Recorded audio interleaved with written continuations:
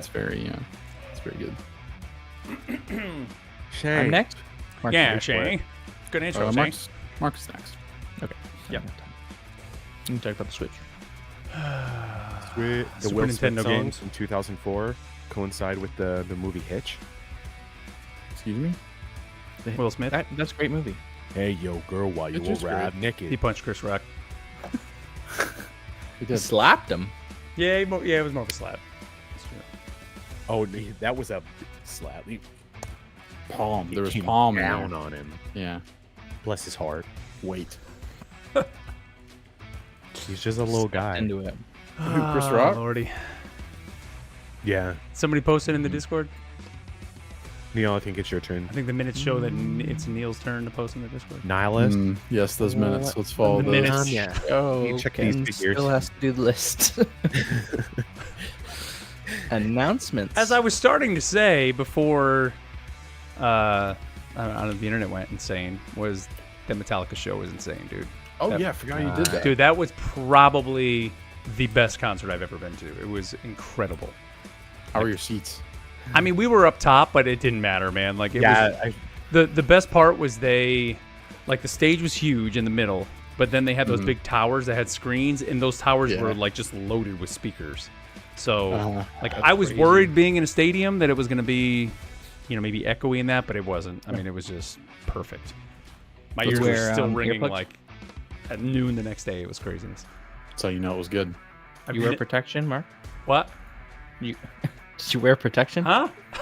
No, not at all. Oh, there you go. And I need to, but It I sounds never do. good. Like you don't lose the treble. Now, when I go to a NASCAR race, then I'm wearing ear protection. But It feels better No. without it sometimes. Oh, guess And we'll never know. I've never seen that many people like in the streets of Charlotte either. Like usually, first of all, when we go to a Panthers game, there's barely anybody there. So, but that's not really a good frame of reference. But like when you leave the stadium, usually you get a couple blocks away, and then the crowd's kind of dispersed by that point. I mean, we were still 5-6 blocks away from the stadium, and it was both sidewalks, streets were still shut down, like shoulder to shoulder. It was over 75,000 people, man. It was crazy. Well, because it was general admin, right? The bottom was, floor, yeah. So you can The bottom was. stuff a lot more people down there. Yeah, and I think it's usually like 55,000 in that stadium. So they had another. Oh, shit. That's I mean, wild.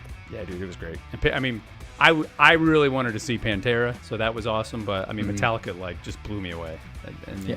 And That'd be so cool. Still got it. I was trying to see still got where it, man. was the drummer. Oh, we lost Matt. Where's So what Lord? he did? Hold on, let me get Matt back in here.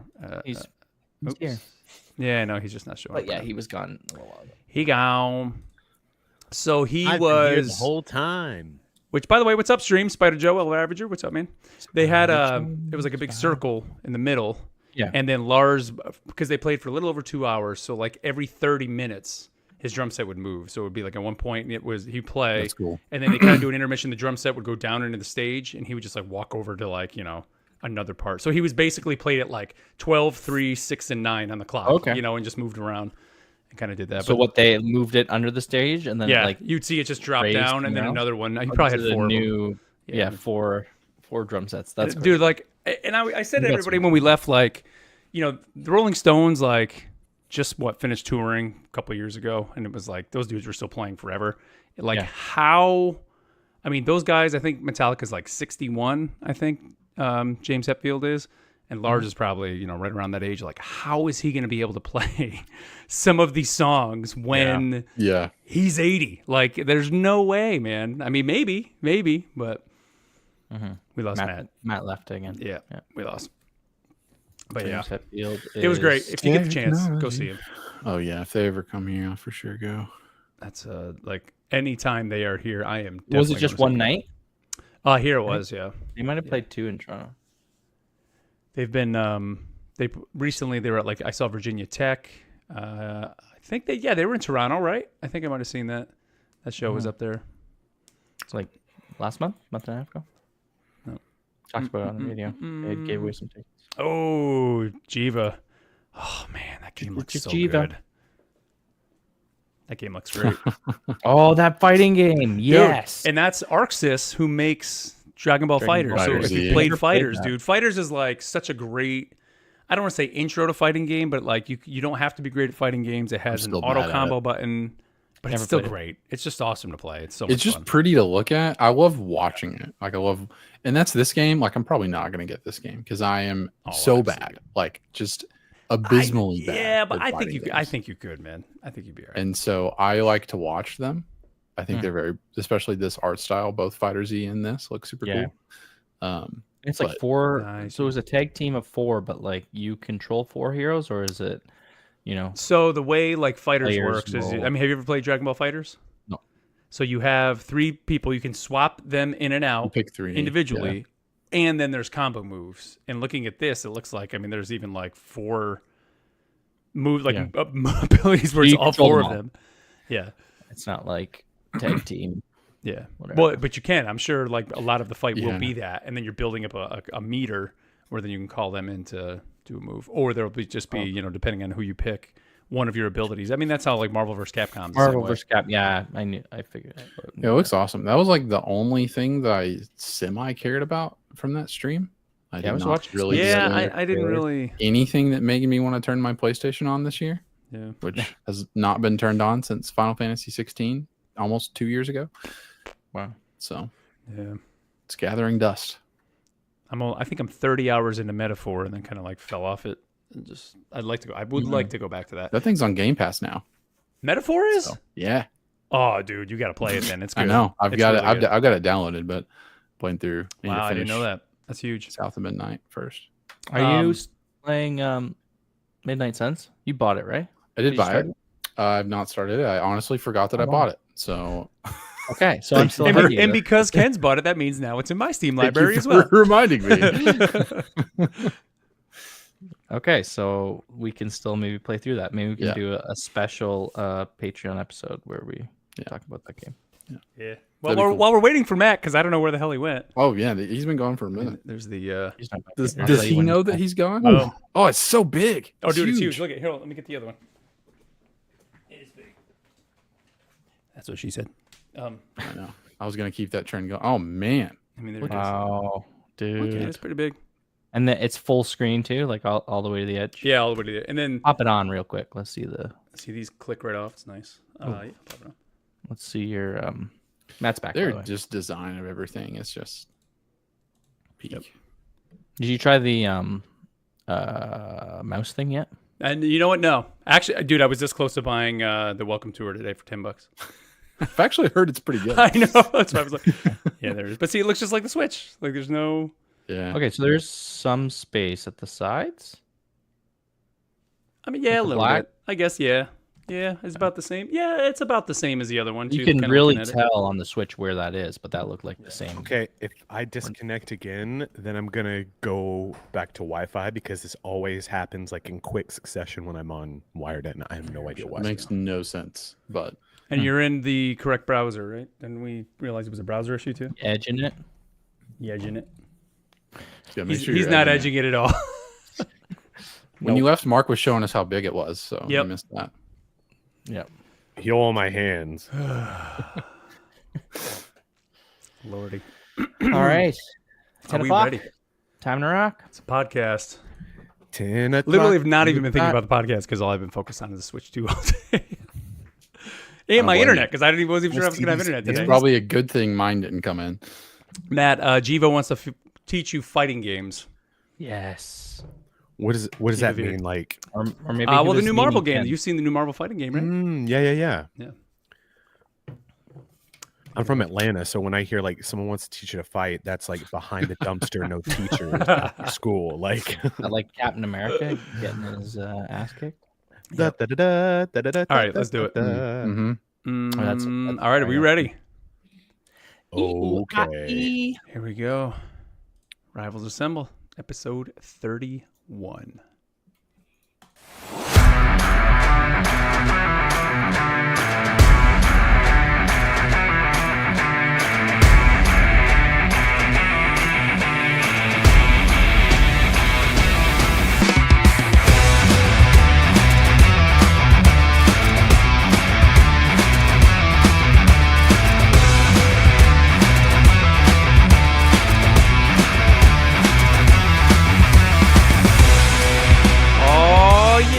know what time it is. That's right. It's time for Rivals Assemble, a Marvel Rivals podcast. I am your host, Mark Turcott, and you are tuned in to episode 31. Well, we are 1 week into the release of season 2.5. And how you feeling? We're going to share our thoughts. Are you dealing with the flying meta? Are you okay with that? We also had some early hands-on with Ultron's Battle Matrix Protocol. We're going to be talking about that. And we have some Peni Lore coming at you a little bit later on in the show. So to break it all down with me here, first up, Neil, what's up, man? Caca! I'm a flyer. It's the flying meta. Caca. And Okay. Matt just spilled his drink all everywhere. Okay, yeah, Matt almost just spit all over his computer and broke it, but that's okay. Yeah. I have been flying a lot this week. And excited to talk about it. Yeah, I would love to know the number of players who have not been flying this week, because I think that's really the... I call those grounders. Yeah, the grounders. Let's see, also joining us, Kens, what's up, man? What is going on? Season 2.5 is pretty great. I am one of the grounders in a couple different ways, but yeah, it's been fun. I feel like that's offensive to somebody somewhere. It's actually a schoolyard game that they play, grounders. Please and you explain. say grounders, and if anybody's on the ground and not on the play structure, then they're out. So like the floor is Yes, lava? play structure. Sort of. What do you like, the jungle gym or whatever you call it? So, yeah, that's just the ground is lava, right? Yeah. You just say grounders because the person trying to touch people, they have their eyes closed. Okay, and then they're trying to, climb along there, and then they're trying to. They're feel climbing on a jungle Falling gym? over the play structures. Yeah. With their eyes closed? It's not running. You're just No, kind of you feeling didn't your get way me. around. I was on the play structure. Grounders, it's real. Okay. Might be a Canadian thing. Definitely sounds like a Canadian thing. And also joining us, Matt. Matt, what's up, man? What's up, guys? I wanted to start off this episode by telling you everything that I ate for breakfast in great detail every single day of this week. A good 10-minute yap sesh. Was doing great. it energy drinks? Actually, Pre-workout? I've been cutting back this week. Ooh. Was Is it 'cause you because had of the discussion in the Discord? Because I saw there was a lot of discussion this week about energy drinks, and I wasn't sure if there was maybe you were like, No. oh man, I'm drinking too many energy drinks. I was just I realized I was getting dehydrated. And I was like, maybe it's because I consume a disproportionate amount of energy drinks. Yeah, you gotta balance it with water. Are you not drinking water at all? Oh no, I do drink water a lot. I'm Okay. a beverage goblin, you might say. Okay. I saw TikTok and I identified with it because they said you've got the one drink for energy, the one drink for hydration, and then other drink for fun. So just like, Energy. Okay. Yeah. All right. and then my Double my other, fisting all the time. my other water bottle over yonder. Nice.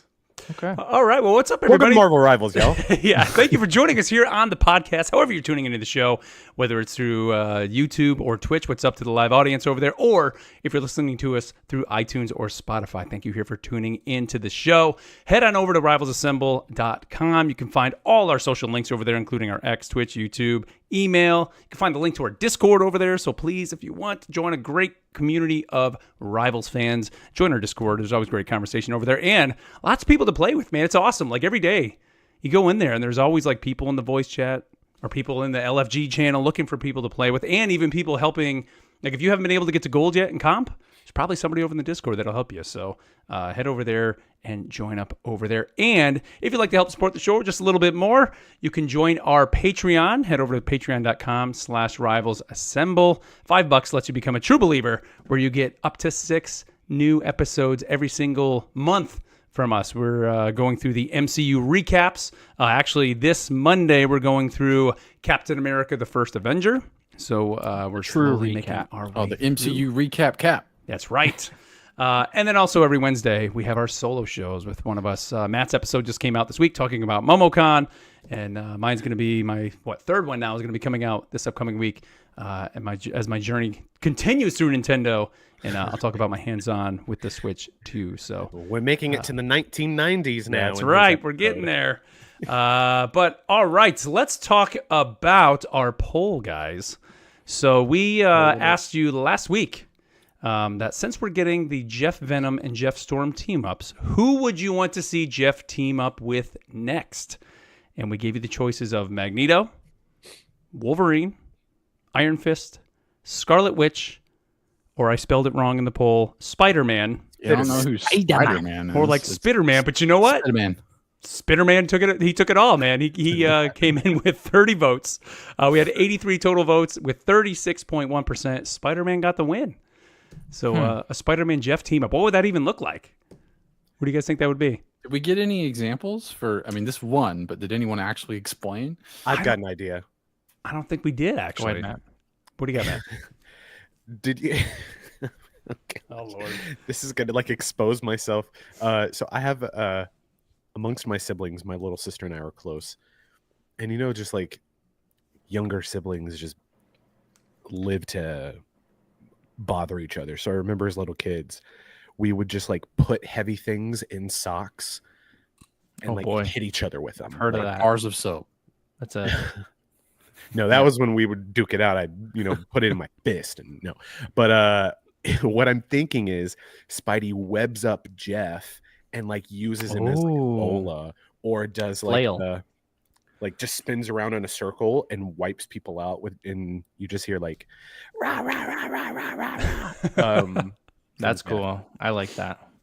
It's like a What spider could it be Jeff like? cyclone. What could it be like if Jeff was the anchor and he affected Spider-Man in some way? With Spider-Man, instead of the actual webs, it's like water, like the water actual webs. fluid, the actual web fluid. Yeah. Get it? Like the fluid's coming out. What is he doing? With Jeff that? spit. Jeff not spit. not a good no. Maybe Veto. fish. Jeff fluid coming Stop. out instead Stop of it. Maybe it's chum. He shoots I don't. chum. Yes. out of his I don't hands. like this. the at chum all. bucket. And it's extra sticky, extra stinky too. Everybody just gets stunned because they're holding their Yes, they nose. stank.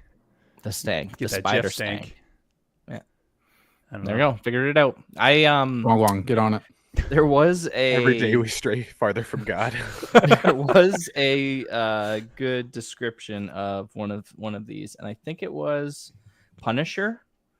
I don't. That wasn't a sample, but someone said I want to see a Punisher Jeff team up where Punisher just grabs Jeff like a gun, and it turns into like a water gun. yes. Yes. These That's are awesome. amazing. Yeah. Anyone familiar with Laser Cats from Saturday Night Live? Yes. Yep. Yep. So, yeah. Is There it you go. kind of like X-Ray Cat? No, Little bit. because X-ray cat can only see through wooden doors, but laser cats literally shoots lasers. X-Ray I'm Cat. only invisible when X-ray nobody's cat. looking. Can see through wooden doors with X-ray vision. What the heck? Oh my god. Freddy Got Fingered is a great great way to movie, start off guys. the Go show, out and yeah. watch it. That's your that's one of your things you have Mark's to do this lore week. of X-Ray Cat is unlike any. He's the any greatest, other. greatest superhero of all time. Proud. Proud. Coming in at second was Magneto with 18, and then close third was Wolverine with 17, and then Scarlet Witch at 11, and coming in last, one Iron Fist. I guess nobody wants to see the Jeff Iron Fist. I don't even. What would that be? Would he just like put Jeff on his fist and just punch him that with would be just? sick. Like, Yeah, he's maybe got like Jeff gloves. That's cool. Yeah, but where's his fist Or- gonna go? That's my question. In his mouth? Jeff is the Oh no, he's anchor got for a that, punch with and the mouth. You So, just see you this know, like astral like shark form surround Iron Fist as he attacks. Yeah, that's cool. That'd be good. And then for Magneto, I think it'd be cool if he formed like a huge like mechanical jaws, like Gollum type thing, Okay. Yeah, that'd be Ruin. cool. like an effect to When you- his ultimate. Or when you something. say that, then it's like I think of like a big Pac-Man. You know, like Pac-Man's like waka Literally. waka waka. It's just like Jeff is just like Yeah. chomping a giant Jeff. Yeah. Becomes Fozzie Bear. or Fozzie Bear. Yep. Now waka, this waka. is a first here on the podcast, guys. So our poll next week actually came from one of our Discord members. This came from Final Hex Girl. Hexing it. Yeah, they said I just watched a video discussing quote, "Is there too much lore in the game?" The person asked streamers if they knew the story of the map they were playing on, and pretty much all of the streamers said no. So she said, I kind of want to poll y'all and see what the verdict is. Now, they actually put this over in the Discord, and we're asking for reactions in the Discord, but we said, hey, this would be cool as a poll. So we're going to have basically 5 choices here. The first one, do you basically understand the map stories and have read a fair amount of the lore? Or the lesser one is you know the stories of 1 or 2 maps and have read a select few pieces of hero lore. Or you know the story of 1 map and maybe 1 hero. The other one is you don't really understand what's going on but would like to know more. Or it's just too much, you don't care, and just play and have a good time. Kind of like a scale of 1 to 5 type deal. Like, Yes. what's your knowledge base? Yeah. So yeah, we'll put that dig up, it. which is awesome. So if you have an idea for a poll, head over to the Discord. Let us know over there, or heck, you can put it in a comment in the Spotify episode as well. Let us know your choice. So thank you, Final Hex Girl, for sending that in. And I'm really interested to see what the reach of the lore is, because I'm trying to think back our poll that we did asking what people were excited for in 2.5. What did lore come in at? I think I was the only vote. 4. It was it was actually the lowest with 5 hero changes. It was just me and 3 other people. So, Thank you, yeah. 3 other Crazy. people. It doesn't phase me at all that, like streamers wouldn't know, because there's so many that I have on during work and I'll cycle through them. There's some that I just don't watch anymore because it becomes so robotic, and it's more about the competition than in like enjoying the game, it seems. And I just feel like that's something I seek out. But then I'm a very different gamer than like your run-of-the-mill Right. streamer, I guess. Yeah. Well, I mean, I get it in a competitive game like this, especially you think like Overwatch. I mean, Overwatch had lore, but you kind of had to go outside the game to find it. Some people maybe aren't used to a game like this, literally putting it into the game, and like your unlocks are the lore in some cases, right? I mean, you're getting those gallery cards, but those gallery cards are the lore. It's the story.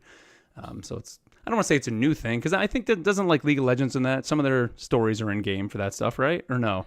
I think a little bit, but a lot of their stuff, a lot of it's told out of game, right, on the too. website and stuff too, right? Yeah, the website, and they have some shorts, and it's really kind of complicated to Side find. new shorts today. So,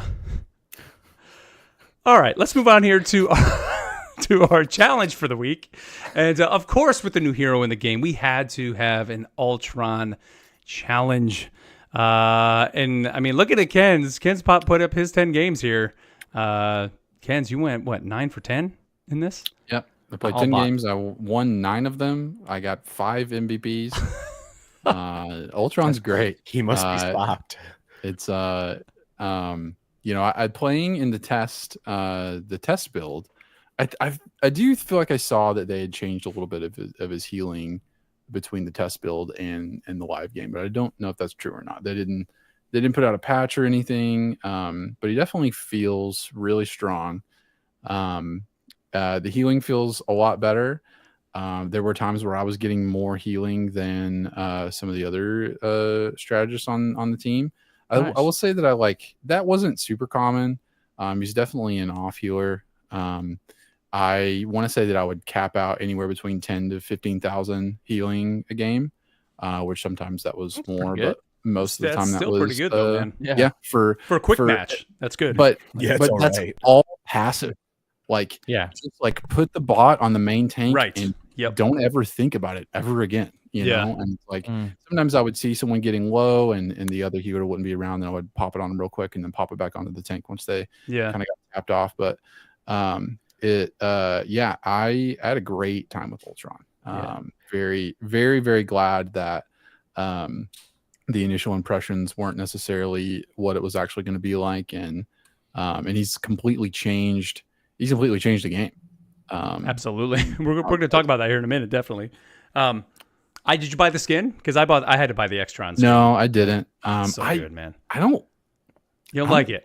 I don't love it. Like it's awesome, but it's like not. I don't love it enough to spend money on it. But okay. It's like I already had the credits for you. I mean, I had the units and all that for it, so it was just like a no-brainer for me. And I mean, really, he's a different character, right? Than Ultron, right? Like he really is. Like when you're reading the lore and all that, it's not the Yeah. same Ultron. Like it really is a different character. For me, like I think his healing definitely is more, like you said, a passive heal. You can kind of just place that drone, forget about it. But then you do got to focus. Like there was a lot of times I was actually putting the drone on my other healer, because I would kind of turn around and see them getting jumped and quickly pop it to them, and then hit his little bonus health shield to kind of help them survive a fight, because then you can kind of melt them down. And then I found myself even sometimes pushing to the midline a little bit and kind of getting a little bit more aggressive, and then being able to shift and quickly escape out. To kind of push up. I was full aggro the whole time. Like just put the drone on somebody, and I was damaged like the whole rest of the game. It's so unlike you. I don't know. And and it was great. He's a ton of fun. What about you, Neil?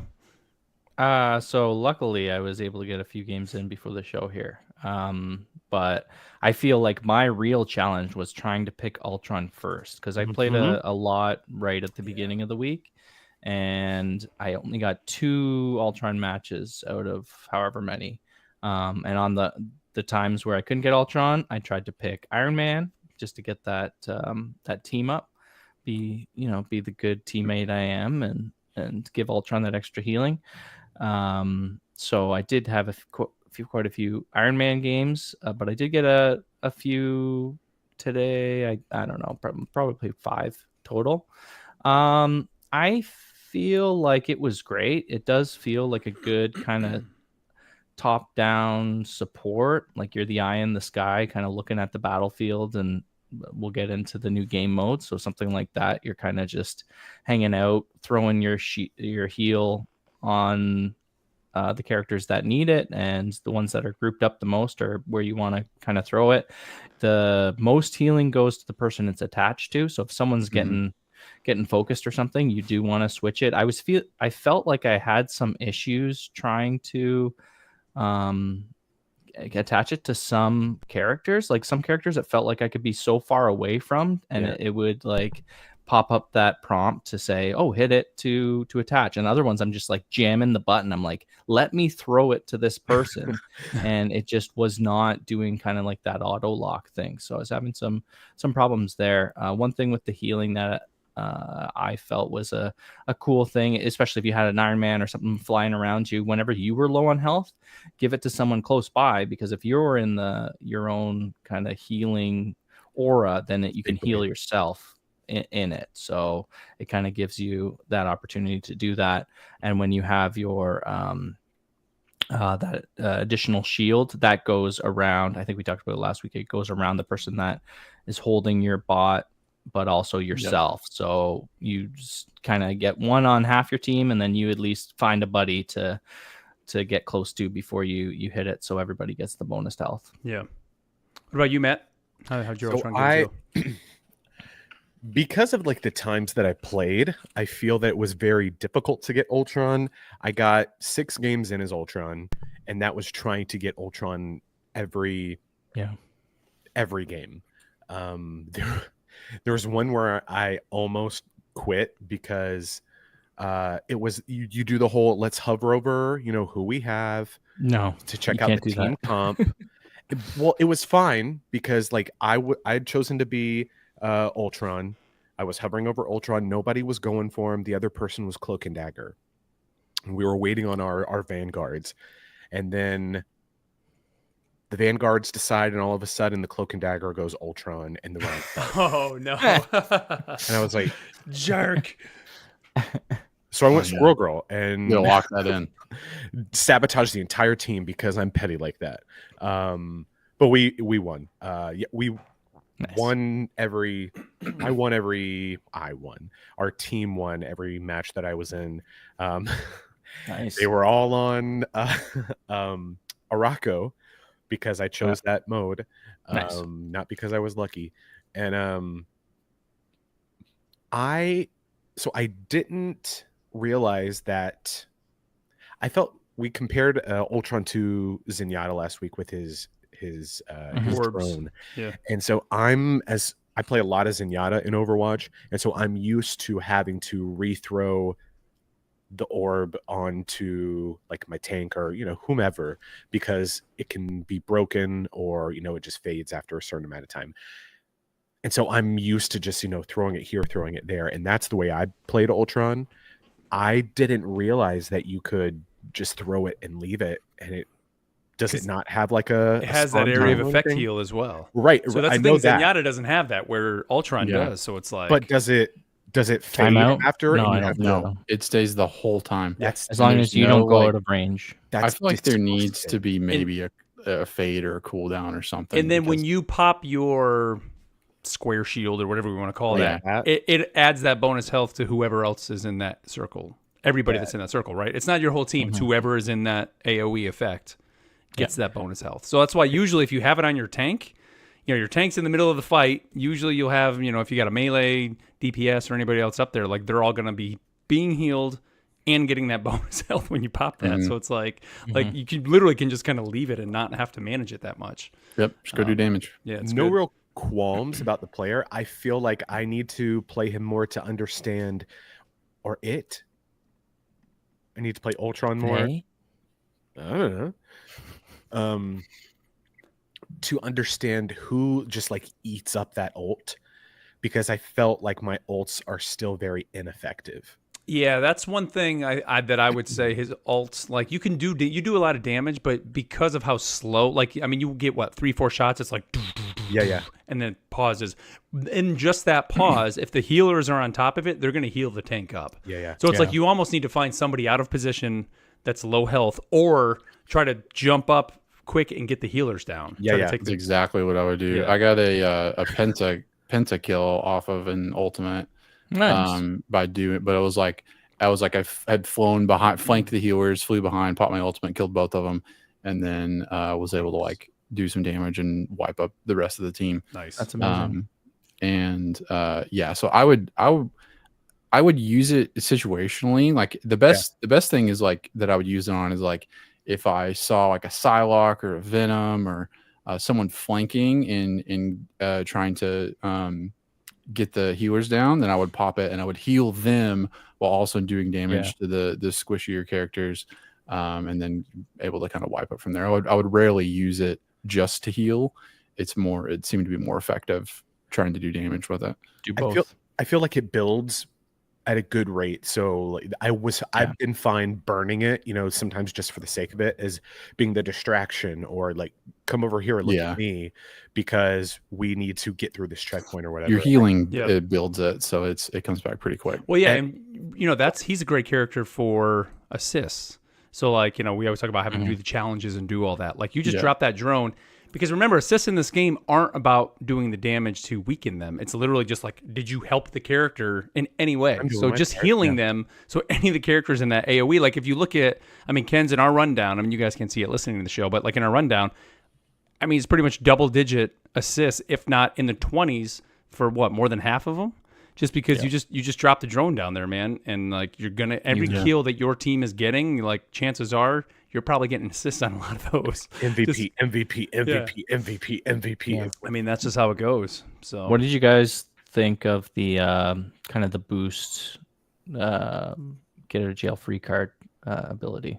Like I said, I would use it where I would push up and be aggressive, and then use it to get out. Is what I was doing a lot.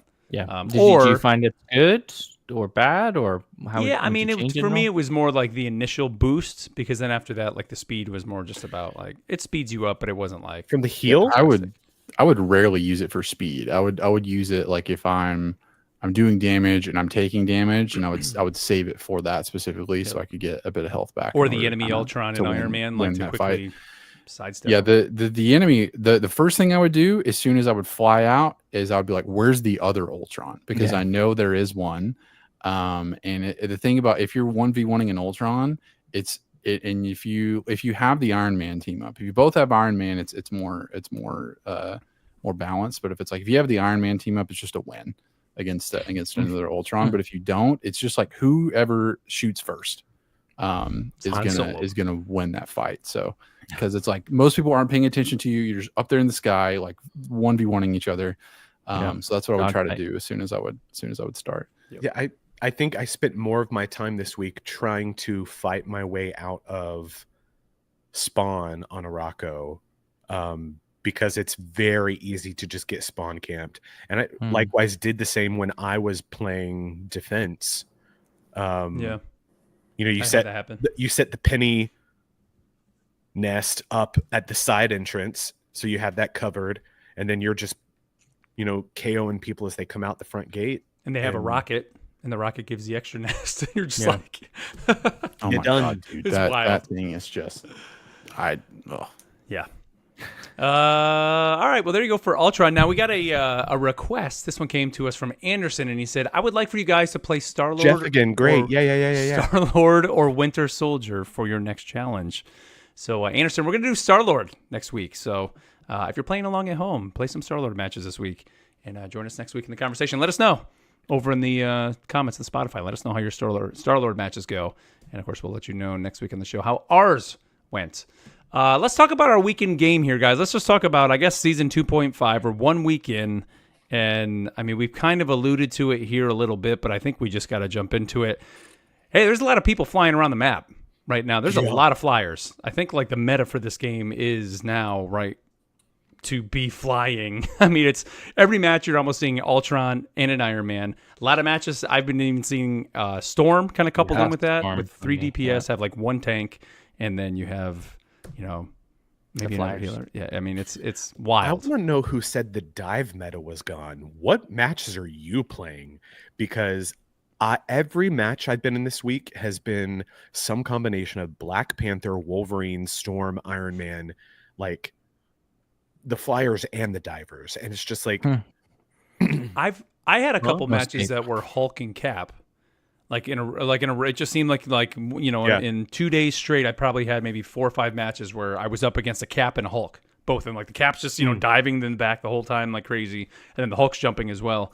I had a lot of fun this week just playing Iron Fist and just harassing the Ultron, like the Ultron or the Iron Man. So like that's something I'll tell people, like if you maybe can't get Ultron and you're just tired of the flying meta, like if you can get to the back line as Iron Fist, you can just go crazy. And, you know, maybe not always getting a kill because the healers are kind of healing the Ultron. The Ultron can kind of escape a little bit. But if you can just harass the crap out of them, like I had a lot of fun doing that. You could tell people were getting aggravated. Like, it's great. I was getting aggravated, yes. And it's on so that new map too. And I'm trying to fly up as high as I can. And I don't know if it's just when I don't understand Iron Fist too much, I guess. Dude, you get 3... But during his ult, does he just fly? Like I cannot get away from him. No, so he's always jumping up. So you have a 3 jump. You know that gif of like the body floating in the air past the roof? I mean, dude, like, that's him. You basically have 3 high jumps, you know, 1, 2, 3, and you have your launch jump. So like if you time it just right, like you can, and then that's the thing, when someone tries to fly away, usually by the time they're flying away, you've had a cooldown on one of your jumps. So as long as you're kind of focusing at them, they try to fly away, you just jump in their direction, and then the icon shows up again on the screen, and you just literally dude, all I do on my mouse, I just hold my left click down and never let go. And I'm just jumping constantly. And you're just, as long as I'm aiming and keeping my reticule on them, you're just constantly just pop, pop, pop, pop, pop, pop, pop, just punching them nonstop. And that's not an alt too? You can do that? Yes. No alt. And then when you get the alt, you're just, I don't want to say you're invincible, but you get your blocks. So your right click, you just keep hitting that, and like you can just block everything. And he just goes nuts. That's so much fun. The Black Panther and the Wolverine would be on either side of spawn on Araco if you were pushing, and they would just crisscross people as you were coming out of spawn. Sounds pretty miserable. Yeah. I did I did some competitive this week. I tried, after my 10 games of Ultron and Quick Play, I took him into competitive, and it did not go as well. But I did make it to gold. Congrats, dude. I used chrono tokens, so it means nothing. But I played, I think, 3 games competitive with Ultron. I think I maybe won 1 of them. And it seemed to just go a bit different whenever you know, people were actually actively trying to counter Ultron. Yeah. In competitive, so that was kind of a different story. But I played on Emma Frost. I know that she had some changes. That's who I mainly played in competitive. Couldn't really tell the survivability changes with her. With like the diamond form, I know it got like a 100 point nerf. But it seemed fine. I was still surviving most fights. I could tell the damage, like the kick into the wall, I noticed wasn't doing quite as much damage as it usually did.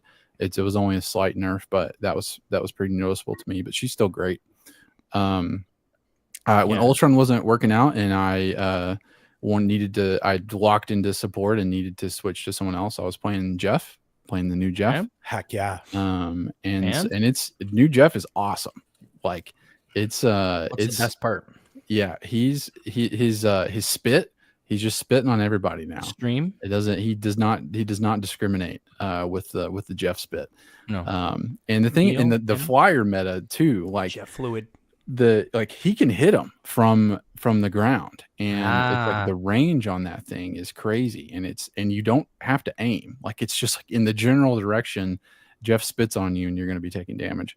There was I think it's Central Park. There's that the staircase up until the last little bit there. Yeah. I was playing Ultron, and we had a couple of other flyers on our team, and there was a Jeff just sitting at the top of the staircase, just holding down the left click, just spitting down the staircase, and it was like we couldn't get through. Like it was just like the wall. Wow, that's Jeff. great. And so it was. So I had a good time with Jeff. But the main thing that I wanted to talk about was the Thor changes, because I played quite a bit of Thor 2, and it is not great. Dark World. The it's Thor, a dark world now. Thor the Dark World is better than how Thor feels right now. But yeah, the biggest issue is that his survivability is so rough, and it feels exactly the way that I thought it would, in that they changed up the way that the hammer throw works, so that you can get more of the runes, and you can get the runes really, really, really fast. You can go into the awakening form a lot faster now, and it seems like that's how they want. Like Neil, I think I tried to find the video you had mentioned, but you said you had watched a video that they had made of like how Thor is intended to be played like a ranged character, as like a ranged character. Yeah. But the problem is that when you go into that awakening state, you are incredibly vulnerable. Yeah. You are slow, you are big, and you are just there ready to die. And so if that's how you are all the time, it's like I was dying more than I ever have with Thor.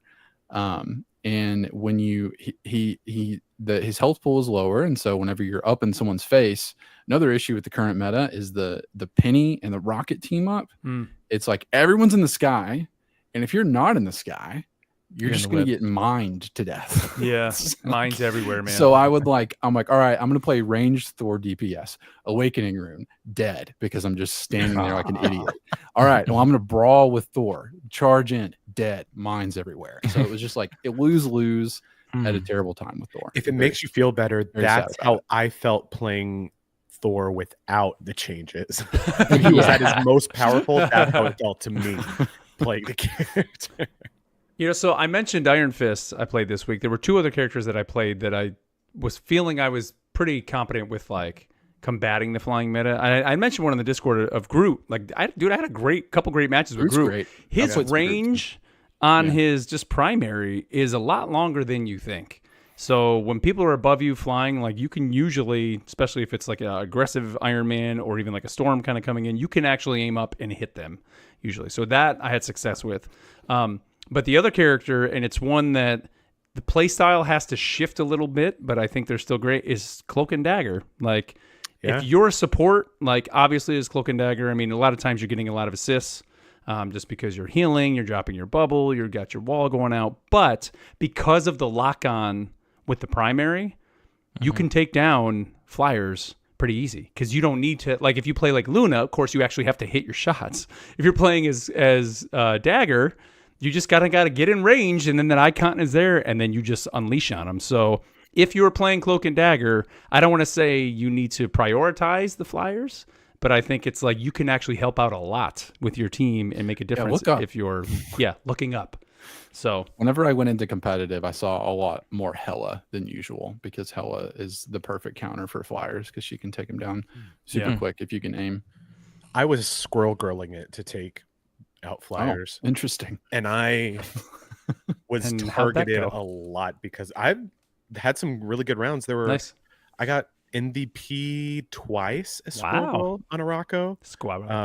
Getting like 15 to 20 kills like each match. Nice. So you just hit that arc. You understand how to bank that aim. shot. I don't know if I understand. I couldn't tell you anything about it, but I think that like I do. Once you find that arc, especially with Iron Man or Ultron, that was the thing. Hit him with the stun nut, and then good little stun. Does he fall if you get the stun nut on him? Does he start to drop out of the sky? No, they freeze in the sky. But I forget what it is. There's a TikTok that I was watching, and they were talking about all the things that will cancel Ultron's flight. Okay. And somebody's been going through and like writing them all down. So maybe you Very can cool. I don't know. What about the map? I know there's been a lot of discussions about Araco. How do you guys feel like just the flow of the map? Somebody described it as sorry, getting all up on my mic. Somebody described it as gosh, what's the one in Overwatch? The base. Oh yeah, Gibraltar. Where you kind of start out. They're like, oh, this is Gibraltar. Yes. I was like, I'm kind of. You got a couple ramps going up and down at some points, and there were 90-degree angles. There was a big Reddit post that I saw, and in some of the different streams that I've been watching this week, I've seen a lot of people just ripping on it, saying that it's uninspired, that like they didn't like the design of it. Am I to blame for all of that? Was I the first one to start talking about that? Mark's first thoughts. Uninspired is uninspired is a word. Falling off the map, or like there, it's I don't know where to go. And to me, that was just like, well, the map has been out for less than a week. I feel that it's your fault. You got to learn it, right? Walking off a map. I like the map because there's so many places to go. Like if you need to get away and hide, like you can do that. I love the lore built into it, and I think that might be an issue for some people too who aren't into the game for the lore. That it's not the most colorful map. No, just I don't know, just like the vitriol. Like some people like vehemently like talking smack about the map. Some of it, it's an internet, man, just to be hyperbolic, but yeah. I mean, the only thing I would say is like you had mentioned it in the beginning, like you can have those moments where you get spawn camped. I would say maybe happens here more than I've had it ever happen on any other map. Yeah. Maybe. I mean, you have it happen on New York, Asgard. New York. I've had it happen on Asgard. What's the one we're trying to come out like and push the payload, the convoy map? Yeah, that happens a lot on that map too. But I mean, for the very beginning. For this map to be out 1 week, it seems like maybe it happened a little bit more than it would happen there. But in the same sense, I think it's just the way the meta is built. Like we mentioned, if you have a team that you're up against, they got a Penny and a Rocket, and you got an Ultron and an Iron Man. If your team doesn't know how to counter that and is like set in their ways of not even trying, you're done. Like there's nothing you're going to do. You're just going to get destroyed. So, it's the beginning of the season, or the beginning of this part of the season, I guess, if you want to say 2.5. But I actually like the map, though. I think, now playing it more, I love Convoy as a game mode in general. And I think this map there are parts that maybe seem to favor the offensive side. And then as you push forward, you get to a point where it favors the defense, So it's kind of cool in that sense where it's like if you can just get through 1 point, then it's like, okay, we're going to have the advantage for a little bit. And I think it's neat kind of having a map like that. But again, I don't know on the higher competitive tiers if people enjoy maps like that. Maybe they don't. Like having a map that's so, I don't know, divided like that. I don't know. Floppy. Yeah. It's such a weird thing to be so passionate about, though. It's because it's made, it's there. Mm-hmm. So like, why put so much energy into hating it? I don't know. This is my life, Matt. do we when they do the lists on the website, all that is hero data, right? We don't have map data, because it would be interesting to see this map compared to all the other maps, like offense and defense winning in competitive. Like, what are the win rates for the side? Rage quit rates. Yeah. How many levers do you get on this map? So I think that'd be kind of cool. Heat maps from in Halo where like it shows a photo of the map, and you can see where everybody dies. You can see the choke points. You can see like stuff like that. So that would be really cool. That sounds amazing. Have we all noticed the effects when you're if you're pushing on that map? Every time you get through a checkpoint, how Groot kind of takes over. It's Krakoa. Krakoa. Yeah, how he basically the thing you're pushing biologically makes Krakoa. it. Yeah, it just all becomes like grass. Yeah, it's cool, man. See, and this is the only map where we have an effect like that, where it's like it changes the map. Yeah. Like I think that's sick. Usually it's just like opens a door or makes goats scream. Yay. Yeah, there you go. Final Hex Girl said it. Best part is when he makes all the plants grow. Yeah, that's it. Yeah, it is.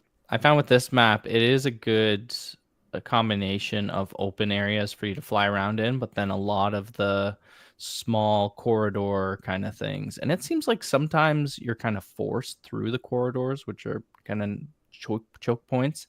But also, it's been out 1 week. I played 5-6 matches on it, so I don't know it very well right now. But I like how there's a lot of the jump pads to go up to like the second level kind of deal. So I did play Black Widow for a match this game because I wanted to try out her new main Black Widow. Also, you do very not want me solid to counter for flyers is Black Widow. Yes, well, if you can hit your shots, that's important. I'm working on that still. But the new team up with Punisher, that is amazing. That helps me try and hit my shots because that's the fastest kind of automatic-ish shot that you can do, and it pierces through everybody. But it's got some good spots to go, as you said, go up and hide. One thing that you said, Matt, about people saying they fell off the map, there is a few spots like that where it looks like on other maps it would be okay, you jump down here, you would die, but you jump down and it's just like another place to go, right? And there's actually a health pack over here. So it's like gotta learn which ones are real and which ones you'll fall to an imminent death.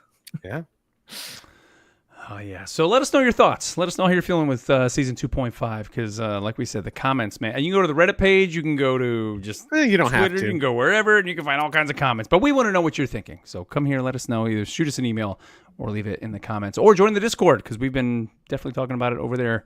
The whole community's been chatting about it. So, all right, guys, let's move on here to the news in our news segment that we call the Not So Daily Bugle News. J. Jonah Jameson here. All right. Well, in the last Dev Vision, we did know that there was a new experimental game mode coming, and that is Ultron's Battle Matrix Protocol. And kind of out of nowhere, earlier this week, we got a message from the team over at Rivals saying, like, hey, you guys want to try this game mode early? So we got access to it, and I think I'm the only one that ended up jumping in, right? None of you guys, you didn't get a chance to jump in and check it out. I didn't really want to download the entire test build again. Yeah, I mean, you had to get the whole build. And unfortunately, I didn't realize. So there is a live stream that I did. You can go find it over on our YouTube. There's a video of me getting in. I played for about an hour. We kind of just went through it, saw everything that was in there. But I didn't realize that the matchmaking wasn't set up yet. And so I thought it was just like, hey, maybe a lot of people haven't downloaded it yet. So for about 23 minutes, I'm in the queue. But of that time, I went through all the modules for every hero in the game. So if you want to know what module each hero gets, go watch our video. It's over there, and then you can see like a 20-minute match, which the match didn't even end because I ended up having to do a custom to play it. And if you're probably wondering what the heck is even a module, so the way the game works is it is going to only be PvP when you play. So you queue up, you get into the match. You pick your 6 heroes, so you can kind of pick. There is a certain cast of characters that you can pick from, but they have them kind of listed there for you. And you can, as far as I know, you can pick if you wanted 4 Vanguards, you can do that. But you pick your team, and then when the round starts, it gives you like 4 different modules, is what they're called, and they're always random every time. So it may be one that maybe boosts Punisher's damage that he does. He'll do like 20% more damage, and the cooldown on maybe Luna's her I just say her shift, whatever that ability is where she makes it, she heals a little bit more, it'll bring the cooldown on that down by 6 seconds. Or Rocket will drop another revive turret or whatever. So there's all different things you can pick, and they're always random, and you have a currency. So every match that you play, you get a certain amount of currency. I think it's 4 or 5, it's 5 credits to buy each one. So you can buy usually like 2 or 3, and they're always based on the characters you have. Now, between rounds, you can also swap out your heroes. So you can spend some of the currency rather than get an upgrade to swap a hero out. And then once the time limit's done, the board pops up, and it looks like almost like a little checkers board or a chess board. There's 4 columns. There's 4 rows, 6 columns, and you basically place your heroes where you want them to go. Typically, you think like you would in the game where you put your Vanguards towards the front, DPS towards the middle 2 rows, and put your healers in the back. And wherever you line them up, the person you're playing against is doing the same thing on the other side. And when it's ready to go, you're pretty much hands off, except you are actually playing as an Ultron drone, and you can actually do some damage on the field. You can kind of blast them. Now, you also have abilities as that drone, because as the match goes on, and as long as you're surviving and making it from round to round to round, you're unlocking abilities for the heroes you have equipped on the field. So, like I had a Luna down, I was able to do a shift, or basically use her shift ability so she could do a little bit more healing. But you can only pop those once per round. I also had, I think the Ultron, I had an Ultron on the field as well. I could pop his drone, or I'm sorry, his bonus health that you would drop, like the little square. I could use that, but only once per round. I think you start with 50 health. So even if you lose a round, you're not necessarily out of the game completely, but your health in the bottom of the screen slowly kind of whittles down.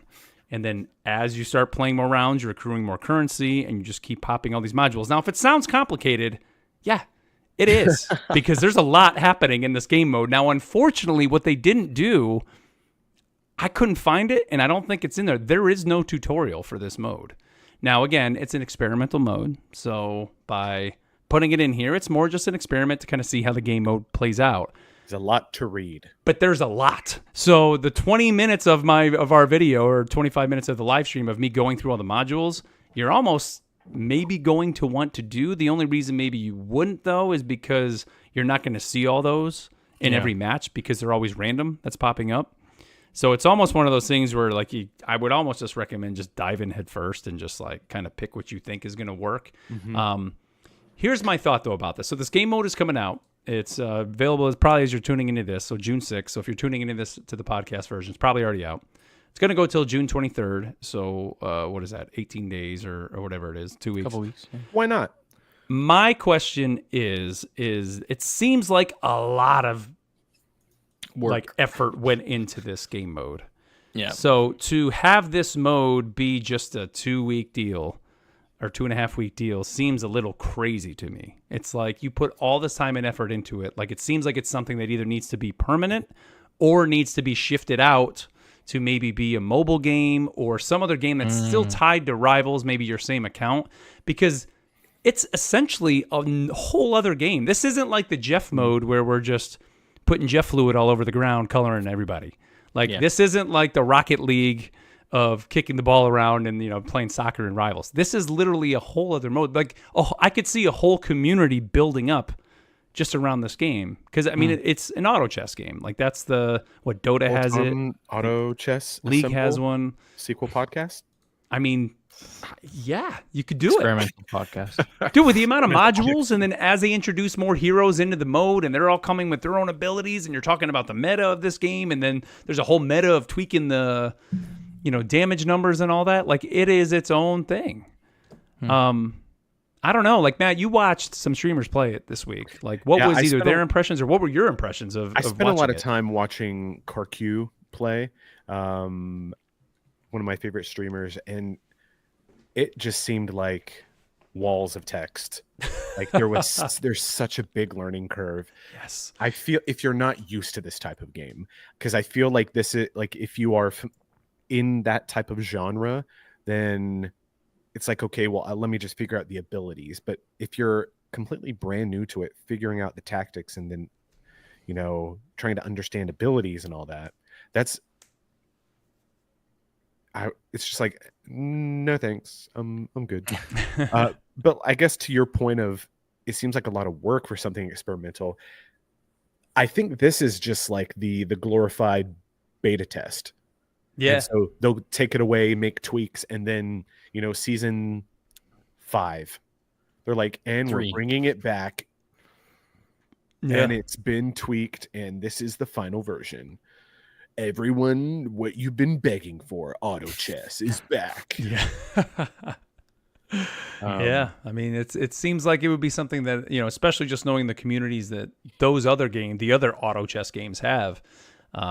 A Marvel version of it, yes. This definitely could be. I'm not going to say it's not for me, because I did have fun playing it, and the problem was because I was playing against all we could play was custom games, so they never turned on the PvP server. So it'll be interesting to see how much quicker those matches go as well. Because you'll watch the end of the video. I was before I went to work, so I only had 25 minutes by the time I started the match. The match never ended. I had to just quit. Yeah. So how long can these matches go? Like when they were in some of these matches that Karq was in was like round 15. Oh, dude, yeah. I think I got up to 18 was my round, and I was like, I got to be done. Like I can't sit here doing this. Now there is a pass, like a free pass that's coming into the game with this.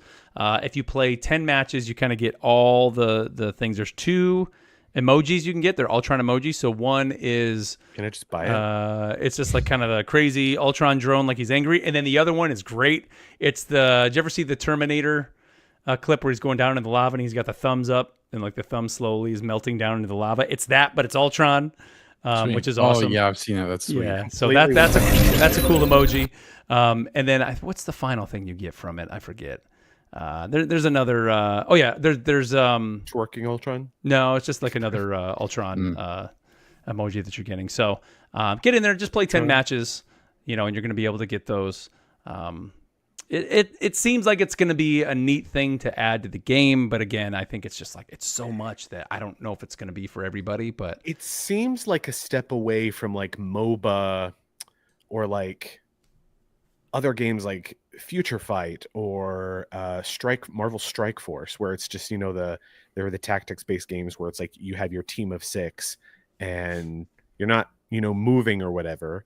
Yeah, I guess it's kind of like those hero games. Yeah, like so that's what Star Wars Galaxy Heroes, which like is those Marvel its own Strike Force thing in itself. So like, and how much does this increase the file size of the game? Yeah. Would that be like models and stuff? So considerable. I don't know. Yeah. Could I choose not to include it? I mean, I think it would be smart for them to again make this a full-time game mode and then couple in the battle pass. So then you're broadening your audience. So your audience that doesn't like hero shooters but maybe likes auto chess has to download Marvel Rivals, has to log in, can buy the battle pass, can use the same skins.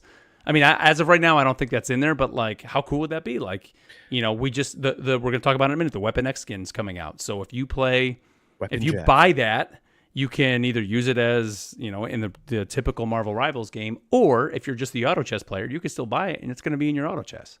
And then now they've expanded their player base even more than where it is right now. What's going to happen is you say that, and then the dailies will become play 30 rounds in auto chess, find 17 health packs, and they take away refreshes.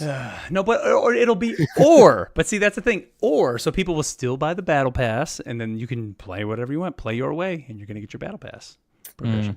It'd be smart, and that could be what they're doing. Because again, this to me doesn't seem like this is an event mode. This is a game. Like it's a game within a game. It's crazy. It's nuts. I do have a couple questions about the game mode. Yeah, someone who has not watched. Well, I haven't seen it play. Okay, so you say each round. Rounds are battle to the death? Yes. It's last one with any remaining character. Yes. So the 6-on-6 and they just go. And based on the modules that you equipped on them, which are basically perks, depending on how they're, how good your team is, where you place them, because it'll tell you I'm trying to think of one Winter Soldier. So his ultimate, one of the modules is it basically increases the field of his again. So depending on where you place him and where the other heroes are, when he does that ultimate, they're either in or out of the field if you equip that module. So, but the characters still move around. They just move, right? Yeah, automatically. And they focus. It'll tell you your DPS characters will focus, higher their damage output characters or whatever. And a lot of it, some of it is built into the modules as well. Like you can equip a certain module so they'll focus somebody different or a more higher priority or whatever. But if they move around, how important is the positioning of your character to get the jump on people? So it's but you don't know where they're placing them either. So it's just a guessing game. It's like every round is like Battleship, a new game of Battleship. Basically, yeah. You don't know where they're putting. They're not trying to push to the other side or anything. No, they're trying to murder the other team. I'm sorry, knock out. So I guess you don't want to have them two grouped up for AoE alts or whatever, but then in the same like sense, it's not like super far though, right? Like so if you have a healer on one of the corners. So when I played, I had both somebody? Vanguards front row, and then I had one DPS like the second row back. Another who did I have? I forget who my DPSs were.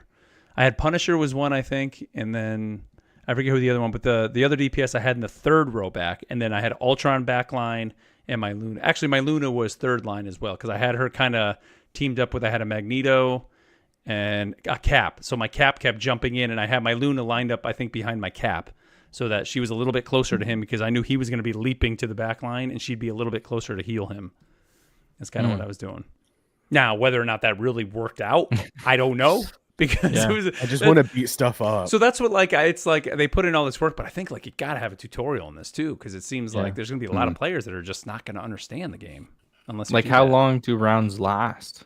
Like I mean, I had some where they were over in like 10 seconds, and then I had some where it would, I don't know what the cutoff is, if it's like 20 or 30 seconds, but at one point, if they're really battling and not going anywhere, it does this, it says like speed up. And it just like makes it go super fast and like it goes much quicker because while you're playing, there's other games happening. So it's like when you go in, I think is it like eight total players or 10 total players, and it's always you're 1v1ing. Now there are some rounds where you'll play AI, and then you'll go back to then after that round, then it'll match you up with other PvP people that are still in that match. Oh, so you're like swapping partners. Yeah, it's like a tournament basicght. Tournament is going. Oh, that's cool. Yep. You go in against, the 10 people or 8 people, but it's always 1v1 and you go through. So did you ever play Warcraft Battlegrounds is kind of like that, I think. Or not Warcraft, Hearthstone. I think it's very similar to kind of how this plays out. Yeah, it's the same thing. Yeah. Okay. And you said that your skins don't carry over in this I don't think mode? so. No. Well, I guess you would know. I take it back. I was in the build, so I didn't purchase anything, so I don't. That I actually don't know. It would be crazy that they wouldn't. Yeah. Because that would be great. Then now I can see all my skins all at once. Yeah. Yes. You could have the Will of Galacta team that we all wanted to see. Yeah, Boom, there you go. Or all your There it singers, is. right? Everyone's demanding. Yeah. So again, if it sounds confusing, it kind of is. So. I'm excited to check this one out for sure. Let's see. If you got a big brain, try and mansplain it to us. Yeah, literally, just jump in head first. I promise you. Just get in there and just start clicking stuff. We'll have to 1v1, Neil. Have to do. Let's do it. You can do custom games. So yeah, we could do a whole Discord-wide custom tournament. That'd be fun.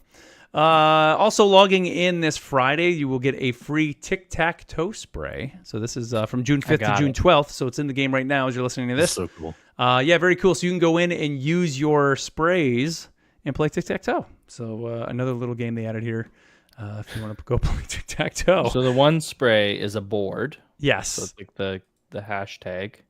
Yep. And then you use your other sprays so you can, as your X's and O's, I guess. Correct. And they also up the limit of number of sprays you can have out at once to 6. So you can now, play tic-tac-toe. Because if you used 1 for that, then you would only have 2 left to do your sprays. So you can't even get 3 in a row. Yep. So they had to hook everybody up so we can play some tic-tac-toe in the game. And as far as I know, that's not going anywhere, right? Tic-tac-toe is in the game forever now. So you can always say as long as we have we've always wanted. Does anybody own the rights to the name Tic-Tac-Toe, you think? I don't know, man. Probably not, right? That's got to be an old Tic-Tac-Toe TM. They might now. Tim. Let's do it. They might now after listening to this. Brought to you by Rivals Assemble. This was brought, of course, in a new patch that will be available on Friday. Within that patch as well, they also enhanced the Jeff NATO team up profile story. So I'm interested to see kind of what that is going to be all about, what they're adding into the game with that. But as always, we're also getting some new skins coming to the game, guys. And I think a couple weeks ago, didn't somebody ask like what skins we'd want to see? And I think Weapon X came up here on the show. What do you guys think of this version of Weapon X, man? Like it's pretty wild, right? Hell yeah. Yeah, it's this cool. Looks amazing. Yeah, it's very cool. Yep. Yeah, I'll never play Wolverine again, but it's very cool. Yeah, that's right. It's just so good. I don't know. That's That's good. The MVP, they've done it again. They have. I haven't don't know if seen it's the like MVP yet. sniper lasers or whatever, or the same thing that goes on my head while we record this. They have like a few things looking at him, cameras or whatever. Yeah. He's in the snow, and then he looks great. His claws look like the claws that are on the They're huge. Yeah, like the one from the Battle Pass last season, like the blood one. Yeah. The They're, like, moon glowing red. slasher. Yep. Yeah, and that's one of the best skins in the game. It's so good. The Battle Pass one or this one? The Weapon X one. Yeah. I mean, all the Wolverine ones just look awesome. They're all just sick. I mean, even the Deadpool Wolverine one is just great. They look so good. We also have a Jeff one coming to us. So Jeff's Sunshine Land Shark. First time appearing here in Marvel Rivals Season 2. So if you want to... He's a little sunburned. Yeah, he's got his lay. Tanned. He's in Hawaii. This must have been... This must have been when he's hanging out in Krakoa, right? On the beach? Yeah. Krakoa skin. Yep. The Jeff skin, right? It's what? Remember we had the poll who should get a bathing suit skin? Yeah. It's the start of Hot Jeff Summer, y'all. He's got rubber duckies on his shirt. Hashtag Hot Hawaiian shirt. Yeah. He's got a little hat on too. Is that what he's got? Yeah, he does. It's honestly hat. very good. That's funny, Matt. You say sunburn. I didn't even realize that. He's a little red. Yeah, he's not blue or whatever his normal color is. Gray. I don't think Thing wanted to put any sunscreen on him. Because wasn't he hanging out on the beach with Thing? Yeah, and Squirrel Girl. Yep. So he couldn't get anybody to put him on him, but very cool. So these should be in game now by the time you're tuning to this. But that Weapon X one is, oh man, it's tempting. But I'm kind of with you, Ken. It's like I just don't play him enough, and we already got what? Let the minutes of the podcast show 11:02 p.m. Eastern Standard Time on June 5th, the year of our Lord 2025. That Mark said he was not going to buy the Weapon X skin. So here's my reasoning: I have the patch skin, Deadpool Wolverine skin, Battle Pass skin, and regular skin. So it's like, I don't need Why do you need it? Well, what if you played? They had a new auto chess mode where you can have the same character 6 times, and you can have all of your Wolverine skin in your battle chest. That'd be pretty sweet. What if in the future there is a Weapon X facility map?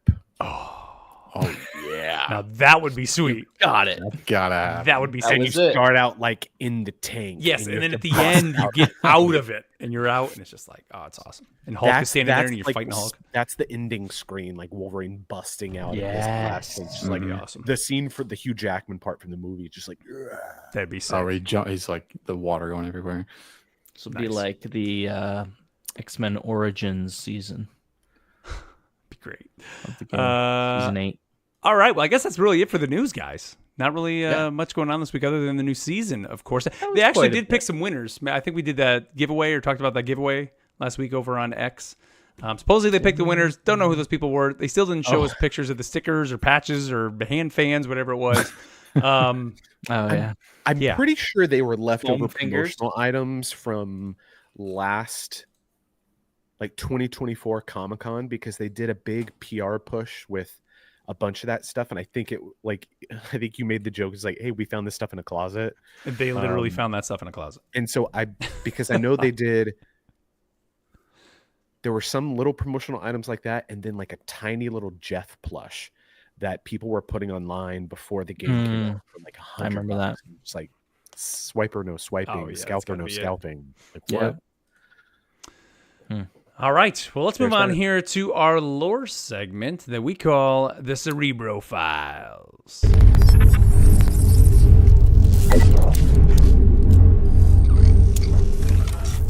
All right. Well, this week we are talking about Peni Parker, who, obviously right now is kind of having her day in the sun, I guess, this season, even though she's not flying.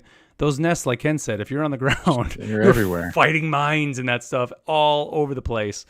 So, Matt, we're gonna throw it to you, man. Let us know about Penny. Yeah. So, Peni Parker is in the comics verse. She's 9 years old. The character is not the character. Her character history is 9 years old. She's she's a teenager in the comics, whatever. But she debuted in 2014.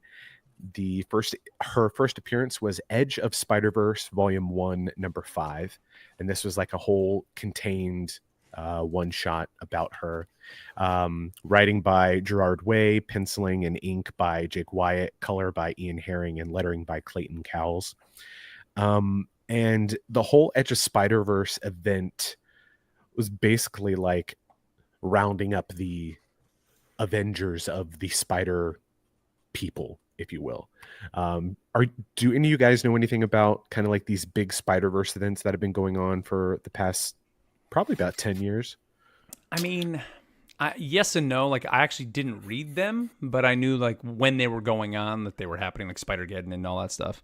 Yeah. I read all of Spider-Geddon, but that's the only one that I've read. Real quick, Matt, too. I think just to backtrack to Gerard Way, I think that people maybe who don't know who he is, he's the lead singer of My Chemical Romance. So I think that's kind of a neat little nugget to kind of throw in there, that, you know, this isn't your typical Marvel writer, I guess, that's out there. He also has a little band on the side you might have heard of, My Chemical Romance. It's the inspiration for this character. Like, there's so much cool stuff, like, because you have that nugget, and then there's so much anime and manga like inspiration in the art of Penny's book, and kind of like the characters around there as well. Heavily, if you've seen, you know, the character at all, heavily influenced by like Neon Crisis Evangelion, nods to Ghost in the Shell. There was another list of the manga that I had, and of course I don't have it in front of me. And in this original, I think it's this book, they actually have her fighting like known anime characters, right? So like, the art in this first book, she's fighting Morbius, who is a kaiju, giant monster. Yes. She's Penny is Japanese, but let's see, what is it? A lot of mech. Oh my gosh, brain. Anime. There we go. Dirty Pair, Tengen Toppa and Lagann, and then Evangelion. Lots of different inspirations there, but basically the storyline of her character is she is the pilot of this mech suit, Spider, if you will, but SP//DR, Splinter, if you will. And she is not the first pilot. The first pilot of Spider was her father, Peter Parker, who died in an accident piloting Spider. And how the suit works is it is dependent on a pilot, of course, to serve as like half of the running power. Yeah. CPU. Yeah. But then the other half is this radioactive spider, which is bonded with the mech. And Peter Parker was bitten by this spider, which linked them and allowed him to pilot Spider. When he died and they needed another pilot, Ben Parker and May Parker, who were still around, they took Penny in and basically raised her with the intention that she would be the next pilot of Spider. That has a lot of forced, I don't know if trauma is the word, but it's like, no, you will do the thing that your father died doing because you are the one who is, you know, special. Yeah. You're chosen one. Yes. But like, I don't know if it's not really fate, more biology, I guess. Yeah. Since you're so we close need to you. Yeah. So it's an interesting moment. She allows the spider to bite her and she becomes the pilot for it. And then later she meets this girl in school, Addie Brock, who actually confronts her and asks her if she is Spider, if she is, the pilot of this mech, and it kind of takes her back. Turns out that Addie was chosen to pilot an unstable test mech called Venom, but then #M. Yeah, then hashtag them. They're not gonna know what's in them. Yes. Then hashtag them. And basically this overpowered suit that is supposed to mimic Spider a lot. They go up against the kaiju Morbius. Well, Penny does. She refuses to call in help. Venom is deployed, but in the course of the battle kills Morbius, kind of goes crazy. May tries to come out to get Addie out of the mech suit, but the mech suit assimilates both Addie and Aunt May because it's running off what's called a sim engine. Sim being short for symbiote. Yeah. And this is a real big nods to Evangelion here as well. Like at the end of the issue where this fight happens, like Penny opens up, breaks through the hood, basically opens up the mech, and both Addie and Aunt May are gone. Like they've been absorbed into the suit, and they're just like green tentacles. And was it Aunt May that like created this new mech too, right? Like her and Ben are kind of like the mech team taking care of Penny's mech, and created this new one too, kind of as like a 2.0, I guess. Yeah, and that the sim engine was kind of this thing that they're worried about it overpowering and exploding. That's the real reason why like Aunt May went into the field to, since the mech suit was doing so much in this fight with Morbius, she was scared that it was going to kill Addie. And so in trying to free her, the sim engine is basically like, no. Like you too. Yeah. And that's crazy. Those are kind of like the big story points with Penny. She has never had a book of her own. She has always been part of a team. In each of her stories, at the end of the issue, she's recruited by a group of spider people to come help with a big event that's happening. So in her first appearance, that was during Edge of the Spider-Verse, which was like lead up to Spider-Verse, right? It's kind of like a road to whatever. Yeah, and Marvel, they've gotten really good at doing, I don't know if good is the word, fallen into this pattern of doing edge of, or, let's do the series before the series about the series about the event. Right. And so, yeah, there's Spider-Verse. There is, then she was part of like a rotating cast in the Web Warriors book, which is different spider totems that they are known as throughout the multiverse. So one of the big conflicts was the Inheritors, a race of people who seek out spider totems. So anyone in a multiverse who has been chosen to be their spider person, basically. That's where you get like Peter Porker, Spider-Ham, all these different iterations, which sometimes the comics are super overwhelming because you'll just see this really rad picture in the back. You're like, oh, who's that? But we don't know who it is, but they just have the sickest art. So yeah, she gets pulled from her story a lot to help with these big events. But we don't really get a lot for her. So Spider-Verse, that's where the Inheritors were hunting down basically and murdering spider people across the multiverse. Fantastic event. Then there is, at the end of the event,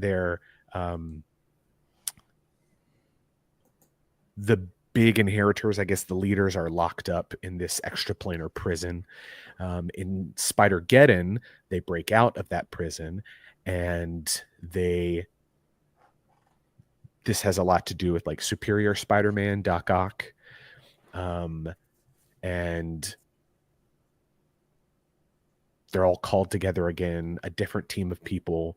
And then most recently, she was in the Spider Society book, which was tied in again to like the Spider-Verse stuff. And this one, it was a really interesting premise where in one section of the multiverse, after Uncle Ben was killed, Aunt May went to Oscorp and basically asked Norman Osborn to give her like the power to like bring Ben back, or punish the people responsible for killing Uncle Ben. And she becomes an iteration of Madam Web and assembles this team, the Sinister Squadron. So basically, think the Spider people, but all the villains from across the multiverse. So you had like a Gwen Stacy, who was the Green Goblin, a female Doc Ock. Speaking of female Doc Ock, she's female in the Spider and Amazing Friends. Oh yeah, she is, isn't she? Oh, no, And my daughters watch that, and then I show them pictures of Doc Ock, like the original. They're like, "That's not Doc Ock. Doc Ock's a girl." I'm like, "Oh, okay." Have they seen? Well, it might be too much for them at their age, because in the Spider-Verse movies, it's a female, it's a woman too, and it's Catherine Hahn. Okay. It's Agatha. Mhm. Oh, that's cool. No, I haven't seen that. You've got, let's see, J. Jonah Jameson is the Hobgoblin. Just like a cool cast of villains that are all assembled together. But yeah, Penny is just kind of like on the sidelines of these events, because she's she is the tank. And I really want to know more of her story. I love the style in which they did that first issue. So I would highly recommend that. Edge of Spider-Verse Volume 1, Number 5. I hadn't looked at it since I read that event back in 2014, and now I want to hunt down the issue just because the art is so great. And that's the one with Morbius in it? That is actually... Or is that Mysterio? That's Mysterio. Okay. And so... So the Kaiju one... The Kaiju one is Edge of Spider... Edge of... The second one. Spider-Geddon. Spider-Geddon. Got it. Yeah, that is Edge of Spider-Geddon, Volume 1, Number 2. When we meet, then hashtag them. And which is crazy. And she's got that skin in the game too, right? Mm-hmm. That's now I understand that a little bit more, and it's actually not Penny. It's supposed to be Addie, not Eddie, but Addie Brock. Yeah. Which is neat to know about. You know what? I would really hope, I mean, Matt, you saying you want to know more of her story. I think including her in Rivals and having them included her in the Spider-Verse films, I mean, they would be crazy not to push this character out more, right? It would be a fantastic animated series. Oh man, yeah, Disney Plus, like, that would be great. In the vein of Spider-Verse, or like there's the same studio is doing a new movie coming to Netflix called like K-pop Demon Hunters, which just like that animation style just looks, it's so good. So give me like this future. Well, aren't they still doing the Spider Noir? Isn't there a show? Wasn't that like with Nicolas Cage, right? An animated Spider Noir. Yeah, that's still happening. Yeah. So like they really should do that. Just branch out all those characters and just. Sounds like we need a solo book too. Yeah, which would be awesome. So, I think this would actually be really good in a form. Has anyone, if you're up, I don't know if anybody's up on current anime. There's a new Chinese anime called To Be Hero X, and it's think like My Hero Academia, but their quirks are powered by people's trust in them, like love. Everyone has a trust rating. And your goal is to get your trust rating up, and whoever has the highest is the number one hero. And they assume the title of X. And so the whole goal is like people trying to become the number one hero. But as like a thing of the show, it goes back and forth between 3D animation and traditional regular digital or hand-drawn animation. And so like the big fight moments, like it switches. And it just makes the fight so epic. And I think Peni would be an excellent candidate to like explore something through that with, because you've got the anime inspiration there already. Yeah, the character was made with. It could be like even with the 3D 2D thing, whenever she goes in the mech, that's where it's like goes into anime crazy effect. And if you're not, you can please go watch To Be Hero X. It's just very good. They even have shorts out. You can watch a 7-minute short and just see how the art style plays such a big part. What is that on? Like the actual series? Is it on? I know it's on Crunchyroll, but they teased it for like 2 years, and so if you just type in To Be Hero X on like YouTube, the way like Chinese animation has blown up, and it's one of the only like major Chinese anime that you can watch right now on Crunchyroll. So it's cool. Interesting. It's so good. Well, there you go. Peni Parker. We got there's a lot out there if you want to go looking for it, even though it doesn't seem like there is. There really is a lot for her. And like I said, I really feel she's a character that, especially after so many people seeing her in the Spider-Verse movies, and then now being such a main character in Rivals, I mean, they would be crazy not to put a book out for her. You've got like, did Peter Parker really die? Exploring that, whether he did or not. There was a random storyline in Spider-Man where his parents came back, and it turned out they were, secret agents or whatever. What happened to Aunt May and Addie?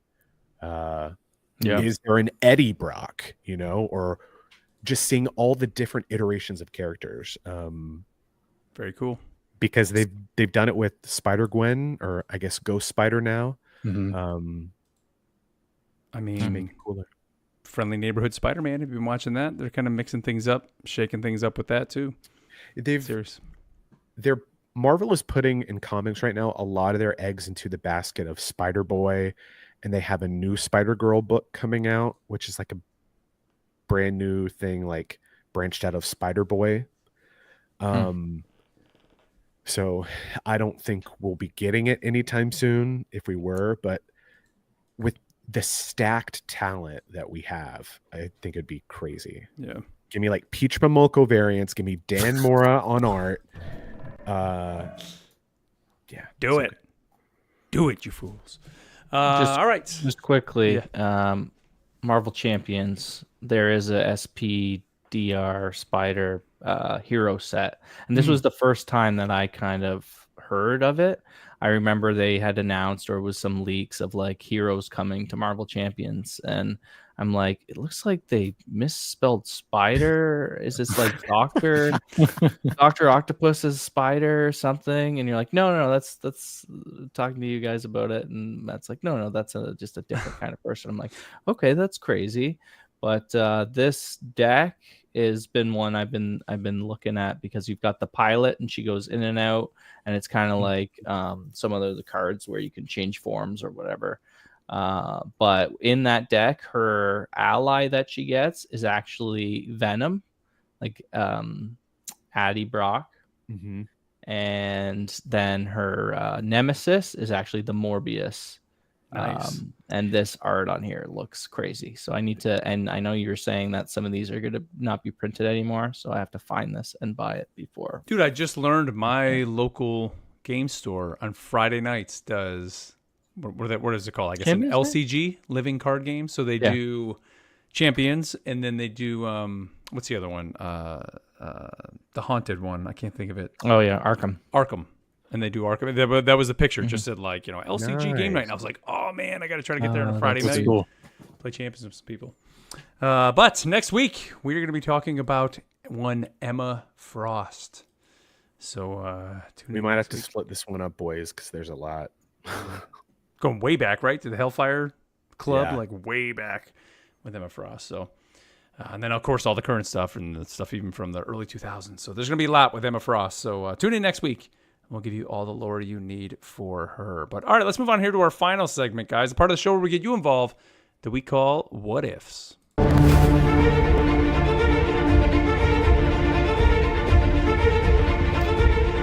right. Well, remember, if you want to be a part of the show, be sure to leave us a comment under Spotify. Leave us a question. We can read it here at the end of the show. Or, of course, you can always email us to pod@rivalsassemble.com. Or you can even join our Discord. Head over to the What If channel. We pull some questions from there too. So join the Discord and ask us over there.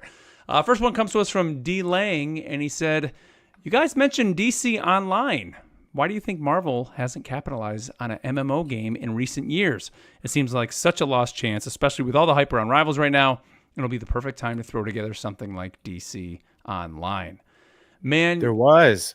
Marvel Champions, or Marvel Heroes, I'm sorry. Yeah. Was so great. It was on PC for 4 or 5 years, and they threw all their eggs to say we're going to put it out on console, and that's essentially what tanked the game, was by porting it to the consoles. They said they just put too much into it, wasn't a big enough hit on consoles, and it kind of went away. Now, if you ever played that, it was essentially... It was a ARPG, so it was like Diablo, essentially, with Marvel Heroes. You buy the skins, buy the heroes, go out there. There was raids to run. There was quests to do. It was great.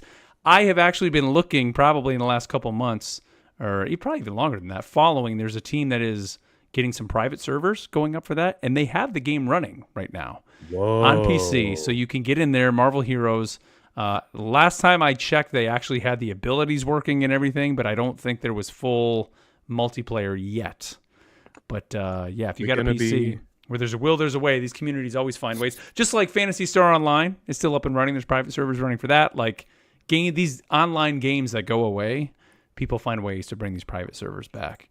But with that game, you played as like the actual heroes. You didn't get to customize your character and make it like so like that's the thing with DC Online, DC Universe Online. Like you're making your hero and interacting with the DC heroes. That game's incredibly fun. If you've never played that game, I recommend people check it out. It really is the best superhero It's MMO. a little jank now, but Well, it is. I mean, it's older, man, but like it is the best superhero MMO. You go back try to play City of Heroes now. Try to play even Champions Online. Like those games are even jankier than this. I mean that's true. So, but yeah, it's fun. It's on. I think that's the way to do it, and we kind of talked about it. Do like an X-Men one, right, where you make your mutant and then walk around Krakoa and stuff like that. You got to have something where you're not actually playing the heroes. You make your own hero, and then you have the quest givers, all the proper ones. I think that's a cool way to do it. That because you don't want to see like 30 Wolverines running around, which you would get in Marvel Heroes. That's what you would get. There would be that at times. You know what? This week, actually, just speaking of Marvel games in general, did you see the Black Panther game got canceled? So there was a Black Panther game in development, not the Captain America Black Panther game. Oh, the EA one got canceled. Yes, the EA Black Panther game, which supposedly there was a Iron Man game that was going to be kind of coupled in. We all knew about. They've come out and said that the agreement they had, I guess, to make those games are still in place. But the Black Panther game, was canceled. So we don't know what that was. Probably never will. Sucks. That kind of sucks. But I really wish there was a new Marvel MMO. It would be awesome. Like, give us that. Like, I think it would just be a hit. I think it would. What was the one, Matt? I mean, you always bring up Future Fight. What was the one that they launched that lasted like 8 months, 10 months, and then died? It was like supposed to be kind of the sequel to Future Fight. Future Revolution, is that what it was? Future Revolution was that was the one that was more like an MMO, wasn't it? Yeah, it was more like I tried to download on my Chromebook and it crashed my Chromebook and all that stuff. I didn't realize that got canceled. I think I played that for a little bit. You probably did, yeah. And then it got.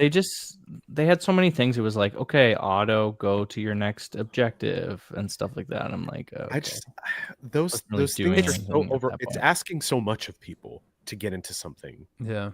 Like that. Yeah. Well, that's how mobile MMOs are now. So like you'll see like, even like Genshin or any of those games, like, you can play it on PC, you can play it on a console, but they have all those things like those, I don't know, to make you keep coming back to it because they're mobile. So like those mobile gotcha games, I guess, if you want to say.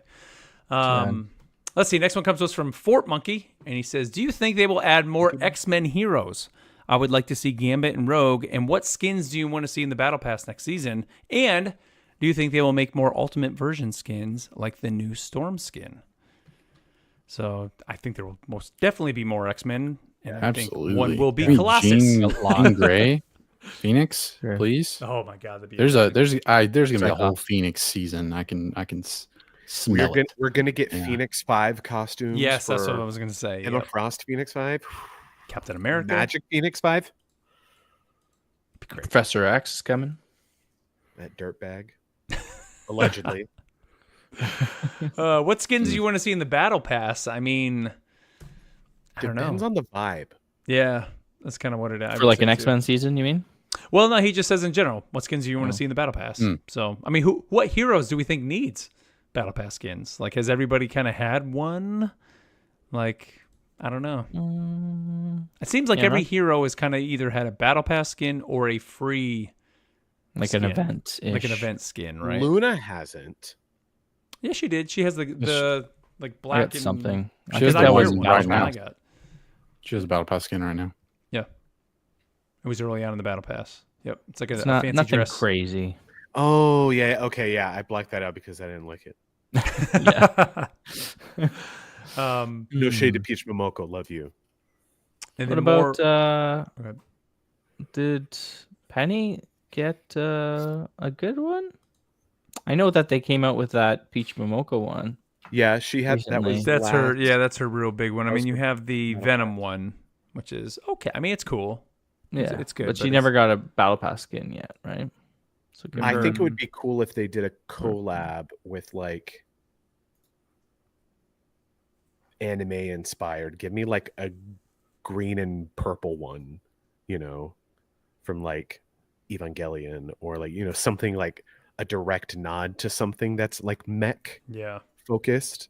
Power Rangers. A Megazord Penny. Yes. Gurren Lagann. Yes. That'd be cool. Let's see. We got another one here from Jarrett. And he says, do you see a situation where the devs start vaulting characters like Fortnite vaults weapons to force meta swaps? For example, maybe with Season 3, they vault a couple flying heroes to force a more ground-based game. No, don't ever do that. No. I don't think they would. They're not going to. If they do, then that I hate that. What they are going to do is they're going to vault the team ups. Yeah, which they have. That's one, and that changes the meta pretty significantly. Yeah. So I mean, right now the Iron Man Ultron, like, just imagine the start of Season 3, it's gone. Like, immediately, you're not going to see that. Well, like they're still there, so you know it's like they're still they keep the stuff in the game. They'll come back. They just lock it up, which I think is so smart. And that kind of one of the arguments that I was seeing this week of people complaining about the map. They were just like, it just makes this character unplayable, and it's the only character I play. And I was like, well, yes, I respect the way you want to play, but you got to understand that this is a game made by people who are wanting people to play it a certain way, and so they're encouraging you to explore out past that. Right. And so they don't need to vault people, because, you know, team ups, but also seasonal adjustments are the perfect way to, you know, he's not playing Thor. Like, I am. It just sucks. but that is a good point. Of it's like, you know, but Thor will be back. You know, at some point, or will return. At some point, they will make adjustments. And you know, you just got to be patient. Yep. You got to wait for the season where like Emma Frost becomes unplayable, and it's just like, well, she's, you know, we had our day in the sun. She'll come back.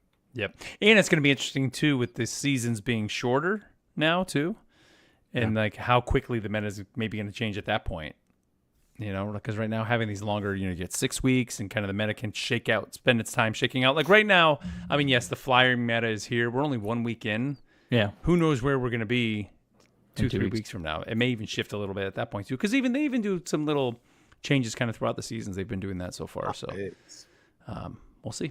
Next one comes to us from Undiscovered, and they said, love the show, fellas. Keep it up. Also, did you guys ever play or enjoy Spider-Man Friend or Foe on the PlayStation 2? You guys ever play that game? No. I don't know what this is. I just Googled it. I think I can picture the cover art. Isn't it like, is it like a blue Spider-Man or like a... Is it Spider-Man 2099? It's kind of what it looks like. It very much looks like Raimi Spider-Man. That's the cover I can picture. Friend or Green Goblin's there, Venom's there. There's a no, no, 3D level beat 'em up. That's what it is. Oh, it was on PSP? No. Oh, well, that's why.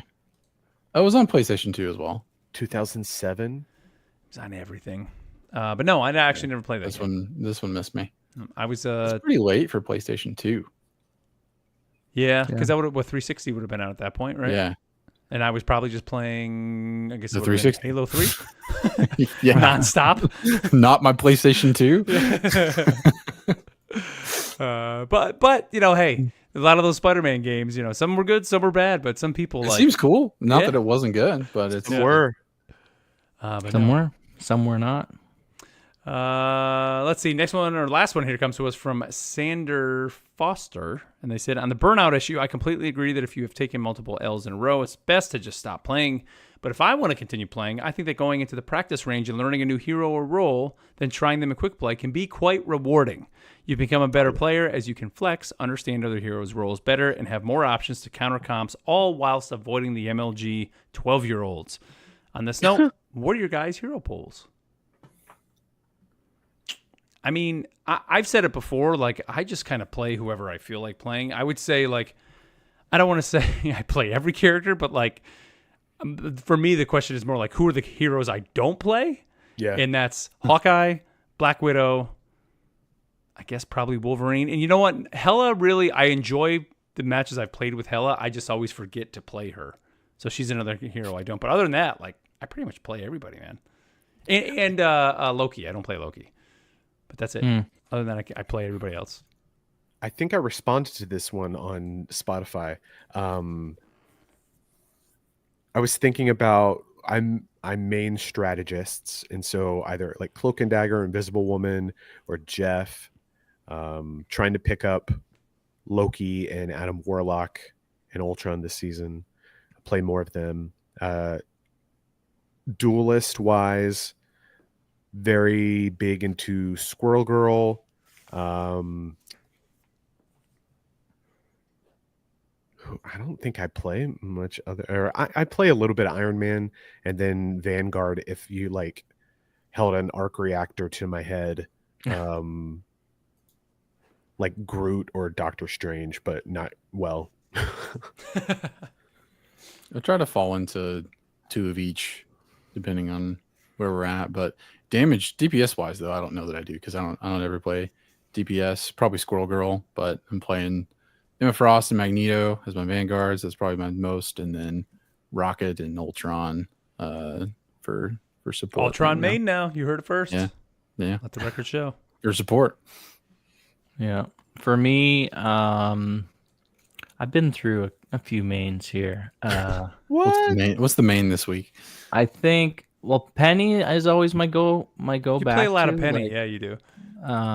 Since the first season, I haven't played her in a while. I guess I haven't done competitive. Whenever I'm okay, time to get serious, I hop on Penny. I did try her out with the new Rocket double,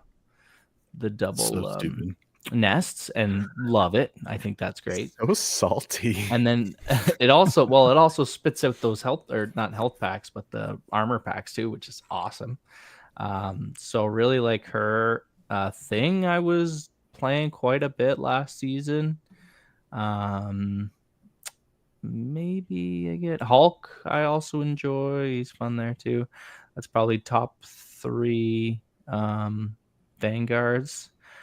For duelists, I think I've landed on Magic as my good melee duelist with that, which I like. I like being able to teleport around and setting up my demons and all that fun stuff. But duelists, I don't feel as good about. Just my aim is just horrible, so it just never goes well. I did have my first game as Storm last week while we were playing after the show, and I loved that.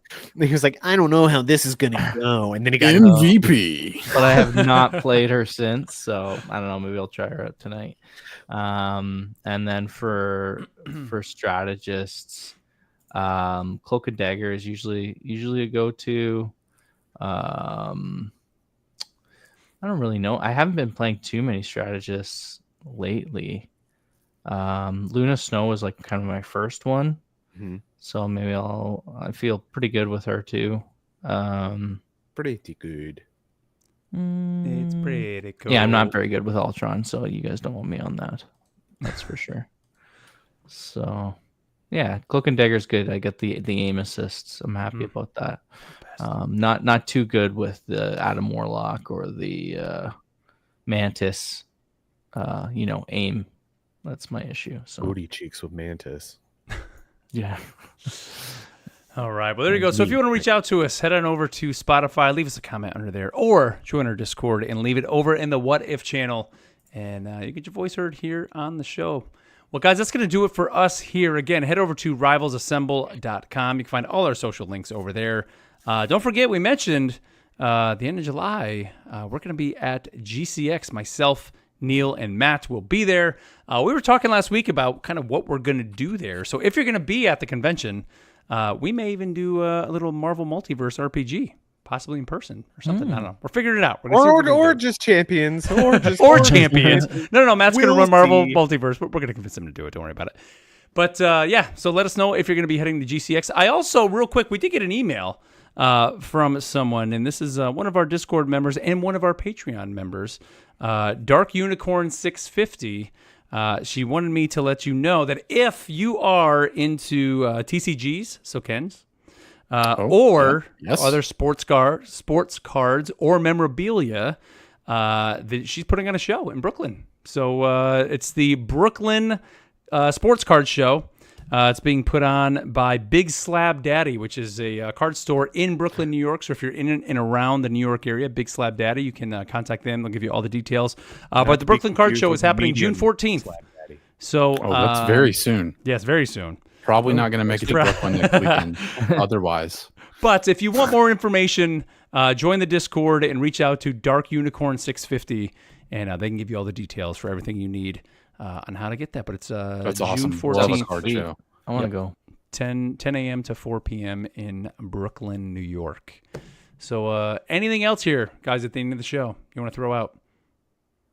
We have our MCU recap cap episode coming up this Monday. So if you're a Patreon supporter, we're capping it. You will be tuning into that. I'd be interested if anyone has been on the fence about joining the Patreon, if some of the stuff has been like, maybe if there were more content suited towards me. If you have opinions or something you'd like to see from this cast of hosts, like gaggle of hosts, if there's something that would tip you over the fence to joining the Patreon, what kind of content would you be looking for? Not that we have any more time to do any more, but cycling through what we do, and we're always trying to come up with like a fun new thing to do together as friends. So let us know. Shoot us an email. Definitely let us know.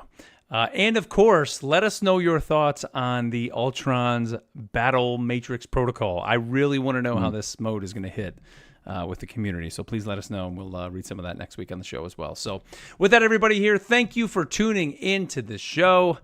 And until next time, we'll catch you later. Peace. Bye. All right. Good job. GG's. You got the job. Good job. You got the job. I am Job.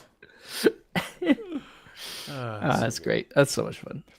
All right, guys. So, stream, we're going to have to cut it here because we need to record the Captain America episode. Another podcast. Yeah. Again. So, yeah. God, exactly. Get up and do some stretching. Shake them legs out. Yeah. Here, have my energy drink. I would love one. I told you guys I had my first Energy drink? Celsius. Celsius. My first Stone? Celsius at the Monster Truck Show. And what flavor was it again? Peach something? Just a peach delicious. I almost went and bought another one because it was so good. Double up. Yeah, Double like up. I used to do in the Can't Sleep. 400 milligrams of caffeine. No big deal. But all right, stream. We're going to kill it.